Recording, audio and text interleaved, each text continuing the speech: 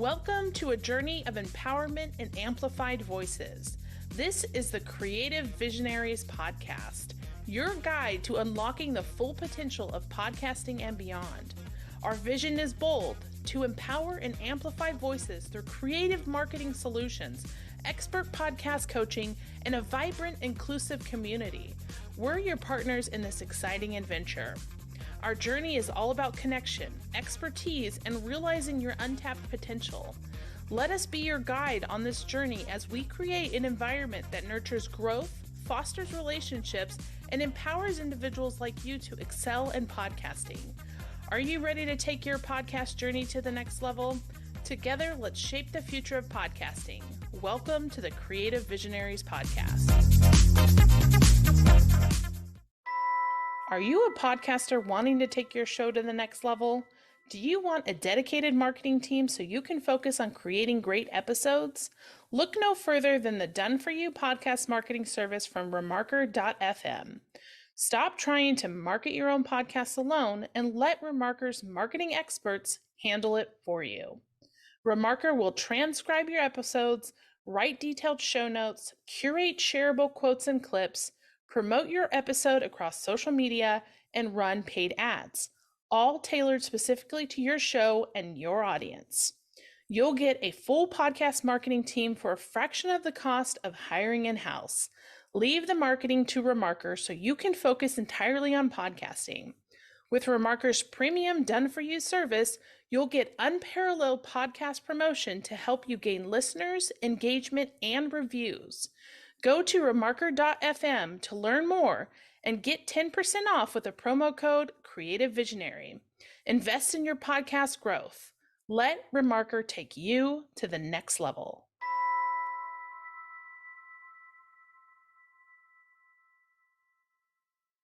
Hi, everyone. Thanks so much for joining us again on the Creative Visionaries podcast. Today, I am super excited to introduce you to our guest, Dustin Bogle.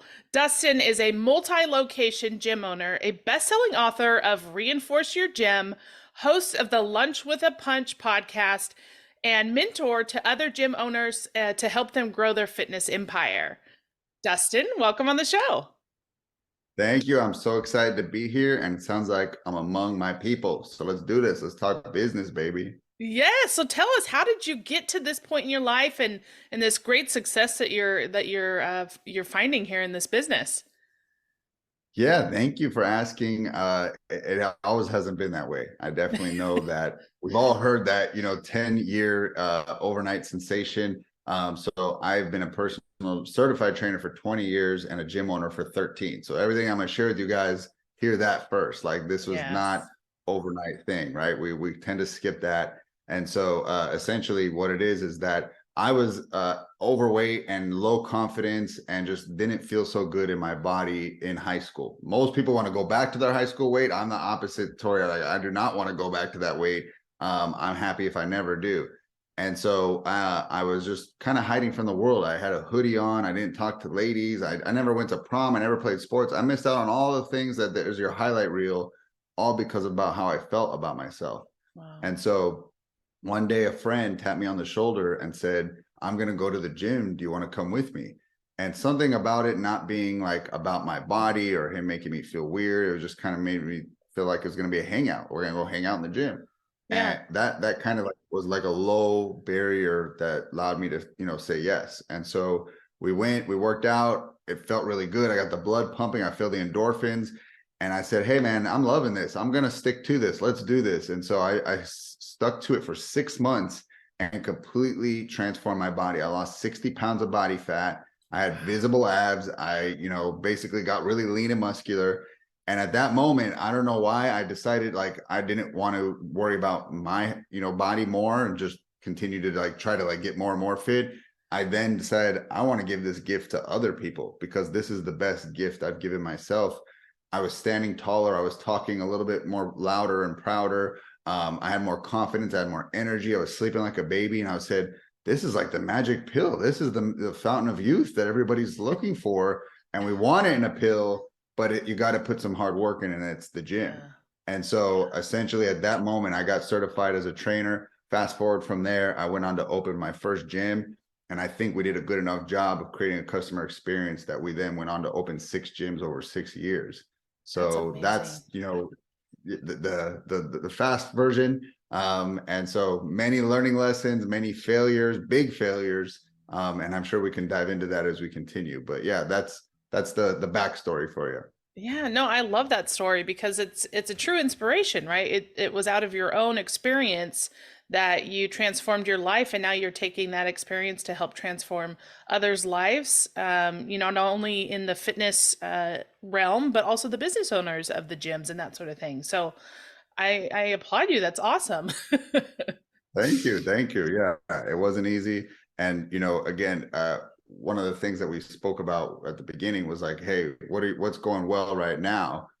And although I did build a 7-figure fitness empire within 3 months, I also got humbled because there's many things that I didn't know I need to scale. Mm, And maybe some of the listeners can resonate, and that's leadership and culture. yeah. I was really good about building systems around tasks. This is how you Mm, open the gym. This is how you close the gym. This is how you run the session.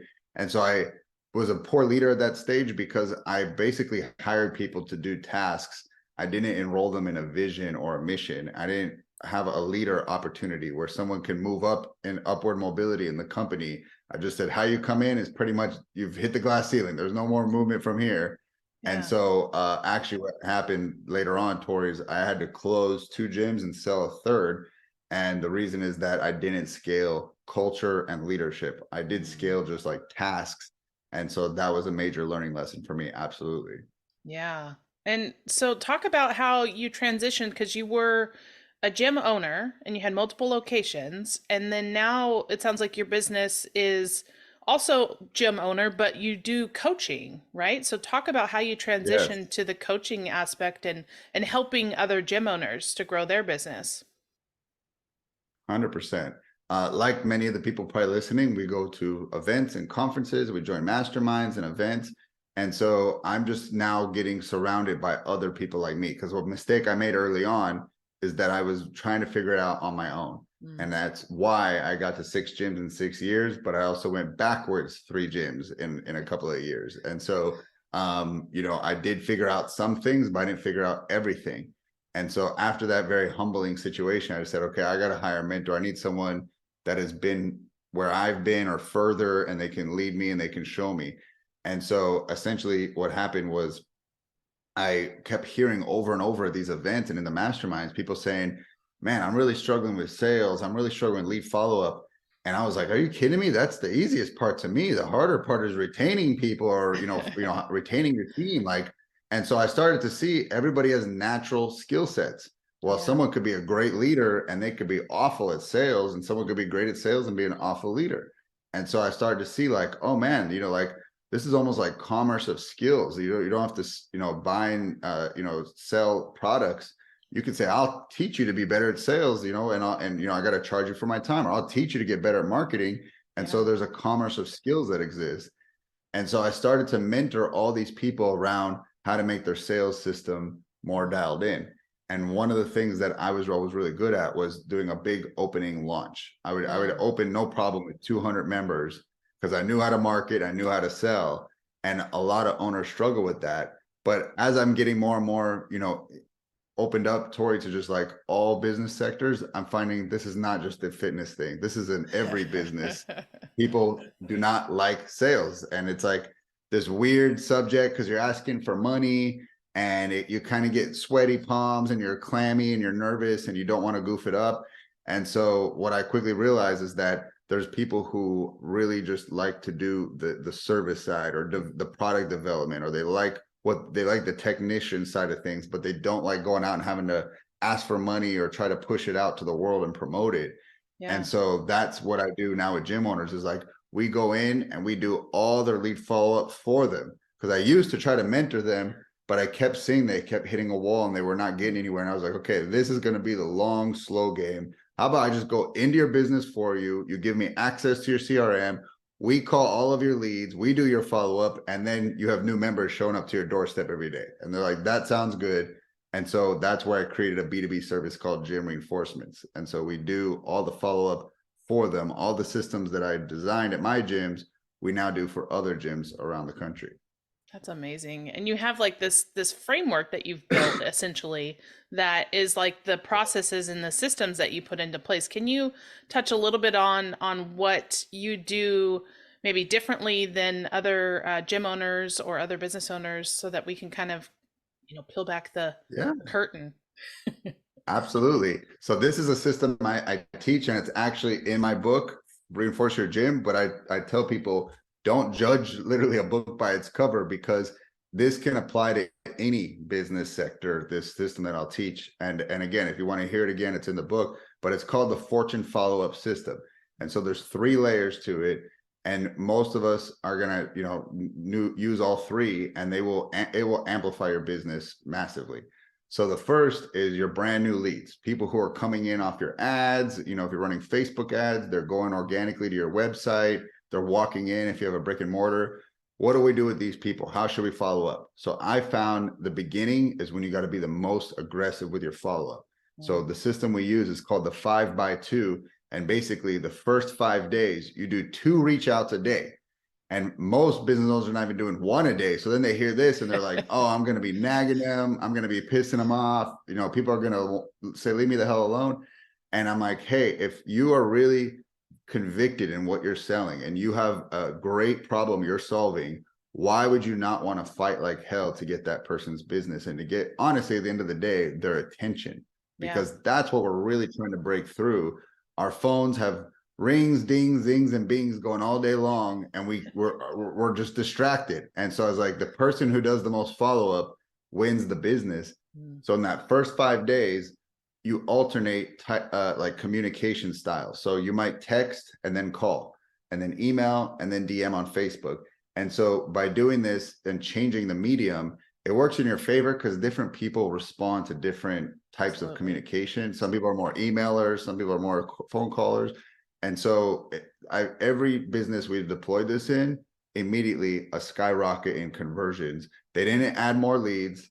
They just converted more leads because they made their follow-up more aggressive on the front end. So that's the 5x2. Every business can do it. Twice a day reach out for the first 5 days from when they opt in. I love that.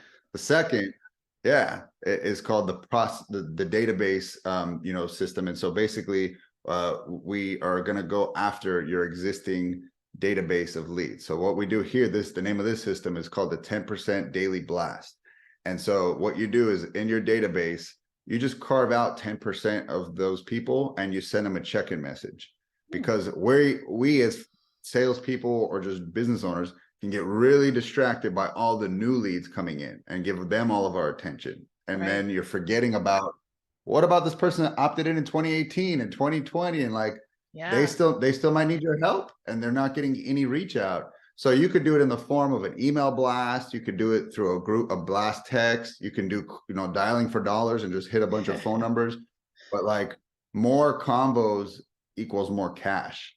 And so you find the businesses that are doing more and more outbound. Grant Cardone says this, hey, I'm going to 10x my social media content and watch 10x the sales come in. And if you watch, he's posting every hour, every 30 minutes, and he's just going volume. I think for a lot of people that can sound exhausting, but at the end of the day, I'm going to always go back to this. How convicted are you in selling your product or service? If you really think it can change someone's life, how could you go to sleep not trying to get it into every single person's hand, right? It is your duty to sell it, and to sell it hard, because it's going to change somebody's life, right? I hope you believe in your product that much, that you're that convicted to push it out to the world, right? Otherwise, you need to work on your product. But that's the second leg of it, is the 10% daily blast. And the third is something I call the infinite lead system. And so essentially the way that this works is when you do make a sale, whatever your product or service is, at the time of the sale, ask that person for a referral. And for a lot of business owners, that might feel like the wrong time. You're like, but they haven't even opened the product, or they haven't even begin to receive service. But I'm telling you, they're on cloud 9 that they just bought. This reverses buyer's remorse. And number one, someone feels better about stepping into a service when they have a familiar face doing it with them. So for us at the gyms, if this wife signs up the husband, she's immediately going to be happier and more comfortable. Or she does it with her sister, whatever it looks like. And so we ask for that. How does this create infinite leads? Because then you call that person and you ask them for a referral after you sell them, and then they give you a phone number and you get another referral, and you can keep doing this. But again, what I find is most businesses are not making this a required part of their sales presentation. They're saying, hey, ask for referrals when you can. And then guess what? No one's going to do it.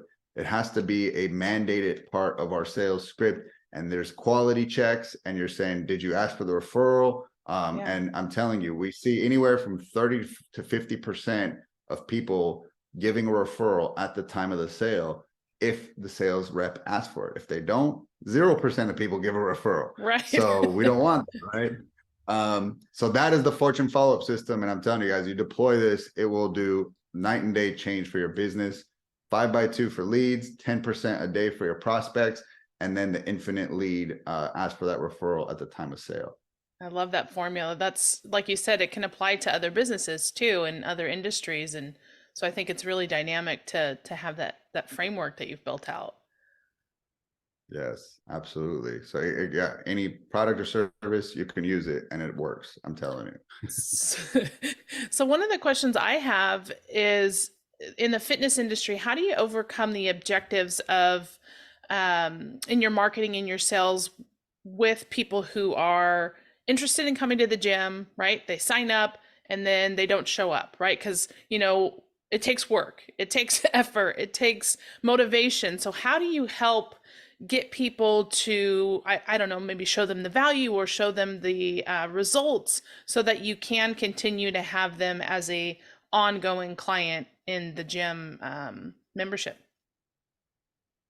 This is where I wrap my arms around everybody in business who sells something that people need, not what they want, because that's what I'm in the business of. And, insurance or dental or any of these things, you need to do, but you drag your feet and you procrastinate and you fight tooth and nail.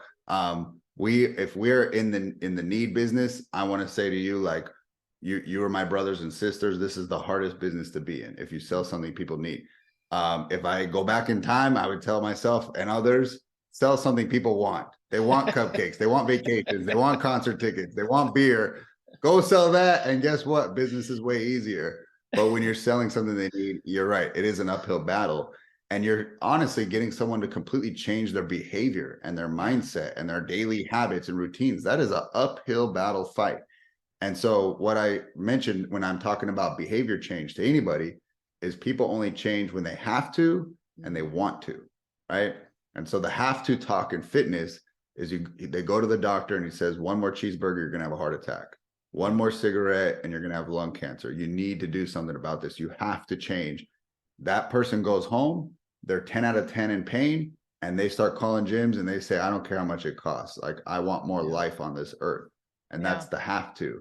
And there's times that, again, other businesses, the spouse says, I want a divorce. The kid says, like, I don't want to listen to you, mom and dad. I hate you. The alcohol bottle is just a small arm reach away. And so that's when you finally suck it up and you say, I have to change because I'm losing my family. I'm losing my health. I'm losing my mind. And that's the only time, behavior change number one happens. The second is I want to. And so this is when you are desiring something. Like, I want my butt to look good for Cancun. I want this stomach to go away. I want to look good for my vacation. I just want to reach my ultimate potential in fitness. Whatever people want, those are the only two ways people change. So when we're selling fitness, unless it's been that have to talk they've had with the doctor or themselves, we have to switch it to getting them from needing it to wanting it. And so what you got to do is you got to dig into people's pain and switch it from selling them a workout and a membership and amenities to what is it that they're actually here to achieve. And so there's actually a sales process I'll walk your audience through, Tori, that, again, this can apply to anybody, but we definitely use this in my facilities and it works really good. And I think last year we were at 77% closing on something that's hard to sell, fitness. So if you guys sell something people want, like, you'll crush it. But yeah, that's the first thing is behavior change. Nobody changes until they have to or they want to. How do we get them there? Okay. So I call this the charm sales process. So that's an acronym, CHARM. And it's because I want to teach people how to sell without feeling like slimy salespeople. So we're going to turn on the charm. So the first one is C, and we've been doing it a lot, and that is crack a smile. Happy people sell more than unhappy people. McDonald's sells the happy meal. People want to be happy. Amazon has a smile on their box. People are gravitating always towards happiness and joy. And if I'm unhappy, if I'm in a funk, if I have mental health, if I depression, and then you are selling me something, you're smiling, immediately I'm going to say to myself, you got something figured out that I don't got. I'm going to buy whatever you're selling. I want what you're doing. I want more of you, and I want less of how I'm feeling right now. So show up with happiness and joy. And that, people can tell when you're smiling on the phone or when you're reading a script in your plan, right? Absolutely. Definitely got to make it that way if we're on Zoom or in person. So the first thing is to disarm the person, crack a smile. That's the C. H is how can I help? And that's really just like digging into the problem. What brought you in? Why are you reaching out to me? All right, simple enough. H. A is now ask about the pain. So this is how we get them to go to I want this. And so what do you want? How long have you wanted it? What else have you tried that has failed you? And so you got to dig into that pain to really drum up that want with a capital W. If it's want with a small w, you might not get the sale. So you're going to make this person say, I really want this. Oh my God, I'm in so much pain. Then we go to R in charm, and that is reveal your solution. So now you're going to show them what you have for sale. And again, this is where the test is of how much you've put into your product. When they're telling you all this pain, you should be almost like, I can't wait to show them my product, because everything they're saying, my product or service solves that. But if there's a mismatch, for example, I mainly work with middle-aged ladies who want to lose fat. So if I had a 75-year-old lady walk in and she said, Dustin, I'm in so much pain, I need more balance. I needed to get off my medications. I need to have independence and get out of a chair without any help. I need bone density. I would be freaking out because I'm like, everything I have is not right for this woman. Like, she needs somebody else. That I'm not the right person for her. But if I had another lady who was, let's say 38, she's sitting in front of me. She's like, Dustin, I got to do something. 40's around the corner. I need to change my diet. I need to get around some more positive people. Everyone around me just shoves me pizza and beer, and I need to get around some other healthy people. I need some encouragement and motivation when I don't feel like going to the gym. I need to get some more muscle tone. All my muscles fading away. The whole time she's saying this, I'm like, oh my God, I can't wait to tell her about our transformation program. That's literally what we do. We help ladies with this exact problem. And so again, that's the test, guys. If you get to the reveal your solution part and you're not enthused, they're not a good fit as a customer, which is okay, or you need to do more development on your product and make it for that ideal customer, right? Yeah. So that's the R. And then finally, M is just make the sale. And that sounds so simple, but I will literally listen to calls that people send me. They're like, here's my sales staff, give me feedback. Here's my sales calls. I'm the owner, give me feedback. And the person just simply doesn't ask for the sale at the end. They're like, here's what we got. Sounds like it's exactly what you need. Let me know if when you want to get started. Let me know, if this sounds good. Just give us a call when you're ready to begin. And they literally are like opening the door and showing them out verbally, rather than saying, all right, I'm excited. Let's do this. So do you want to start Monday, or do you want to get started tomorrow? What works better for you? And it's just that A-B close, two choices, but both of them lead to a sale being made. And you'll be surprised how many people just lose a sale because of the wrong vocabulary they're using at the end.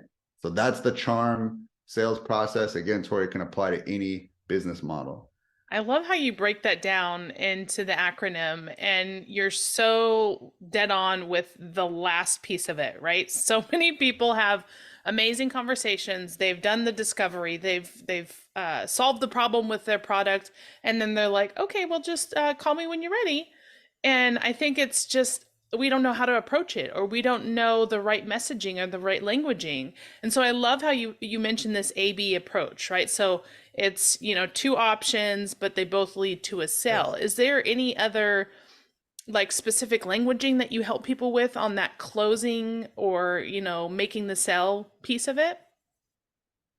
Yeah. So I think all sales trainers or gurus out there will tell you, you definitely got to mix in throughout the conversation test closes. And I don't think it should be voiced in the way of saying like, so what do you think? Do you think this sounds good so far? Like, that's kind of like not what I'm trying to allude to. What I'm trying to say is like read their energy and their excitement, because sales is a transference of energy. So if I'm digging into their pain and I'm like, oh man, that's gotta be painful. Like that sounds like it's tough.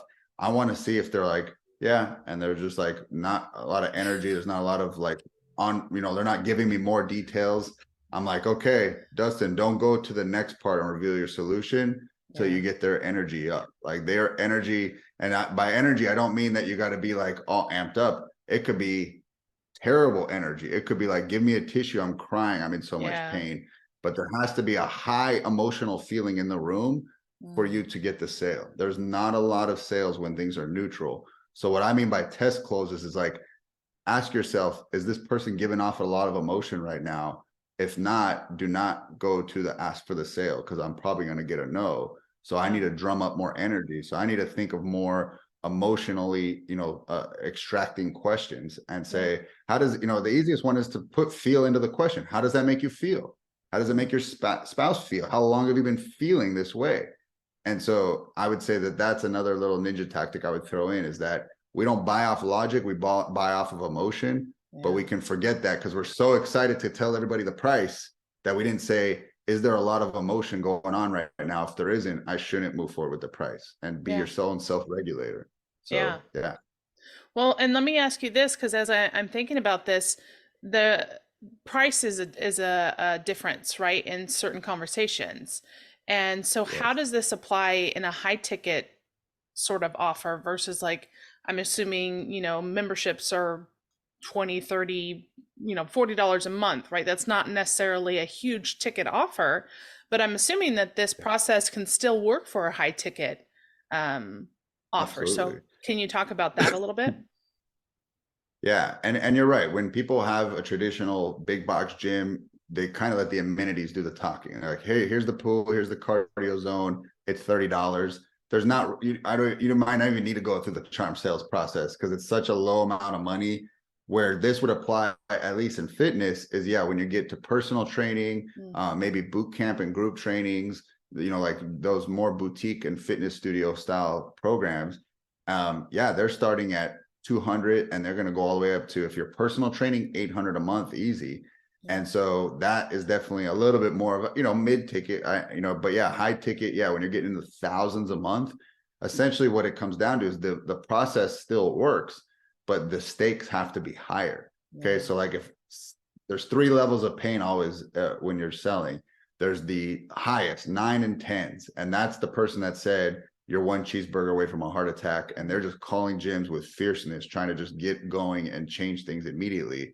Whatever you guys sell, the listeners, there's that for you. Whatever you're selling, somebody is 10 out of 10. They'll pay anything to get out of pain ASAP. And those are what we call laydowns. You didn't have to be a good salesperson. They're like, can you take my credit card? I need what you need, and that's where you just need to be ready to accept business, right?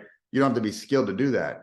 The second is the complete opposite. Like they're so not in pain that you could run a crazy half off sale and they still won't buy. They're just not interested. So in fitness, that might be somebody who has 2 pounds to lose, 5 pounds to lose. Like that's like a bad, night at a taco place with a margarita. Like I'm up 5 pounds. I'm a little bloated. I'm going to sleep it off. That doesn't bother me. And so I could say, no, but my fitness program's half off. They're just not in pain. They're like, okay, cool. It could be $1. I'm just not going to buy it. So you have the super charged up and the super not charged. Where sales comes in is the middle ground. And so there's that third layer of people who are in pain, but it needs to be agitated. They might be a 5 or 6 or 7. You need to agitate it up to a 9 or 10.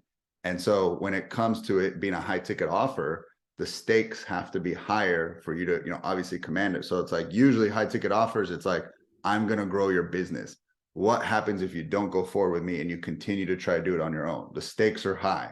Right. And maybe I didn't think about that. Maybe I called you, I'm a 5 or 6 on the pain scale, but then you started to unlock these ideas in my mind. I'm like, oh my God, I'm bringing me up to an 8, 9, or 10. I'm like, if I don't hire this business coach, he's right. I might lose another year, 2 years of trying to figure out this business thing on my own. And this is going to be awful.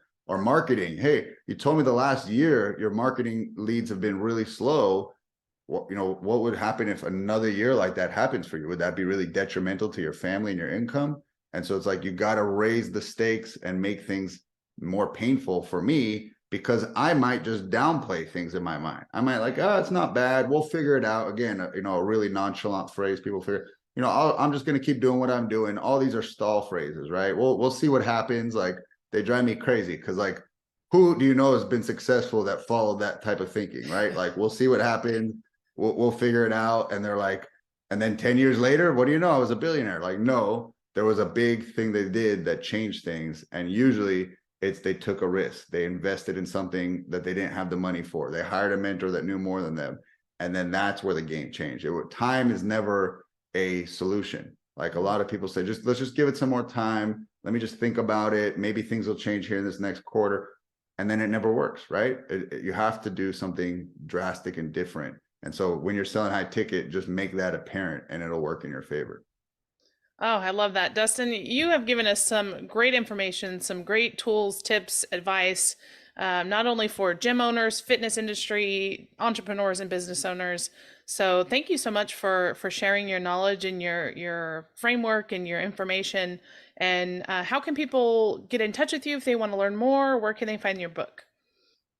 Yes, thank you so much. It's been a pleasure, Tori. I love, just helping out other entrepreneurs and, just seeing that their businesses grow, because I know it's the engine of our economy, and it's also the thing that creates just generational wealth and health, so that's why I'm so excited to help entrepreneurs, and thank you for letting me be a guest on the show. But yeah, to get like more connected with me, obviously go grab my book, and again, read it with open eyes. Don't think this only applies to gyms. The 3 sections are about marketing, sales, and leadership.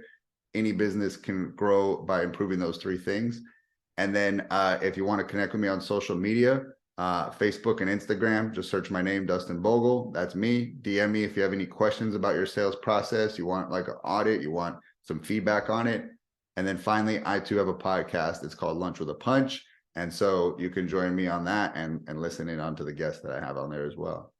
Well, awesome. Well, thank you so much for being a guest, and go check out those social profiles, get the book, and make sure you're connected with Dustin. Thank you so much, Tori. Thank you, everybody, for listening.